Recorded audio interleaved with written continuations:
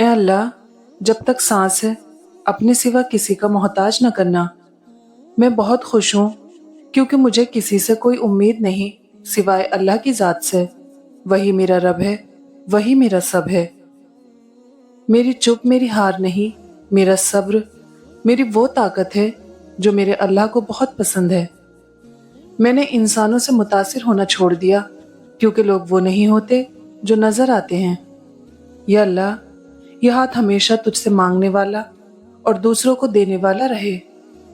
جو کسی کا برا نہیں چاہتے ان کے ساتھ کوئی برا نہیں کر سکتا، یہ میرے رب کا وعدہ ہے۔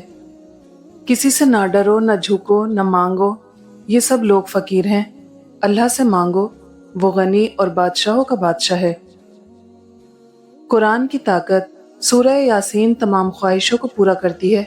سورہ رحمان چہرے پر نور لاتی ہے۔ سورہ واقعہ رزق میں کشادگی لاتی ہے۔ محتاجی بہت بڑی رسوائی ہے۔ اے اللہ، اپنے سوا کسی کا محتاج نہ کرنا۔ نہ کر نصیب سے اتنے گلے اے انسان، جب اللہ راضی ہوتا ہے نا تو ہر چیز مل جاتی ہے۔ عدالت میں رکھا گیا قرآن مجید ملزم کے بجائے اگر جج کے ہاتھ میں دے دیا جائے تو زیادہ بہتر فیصلے ہو سکتے ہیں۔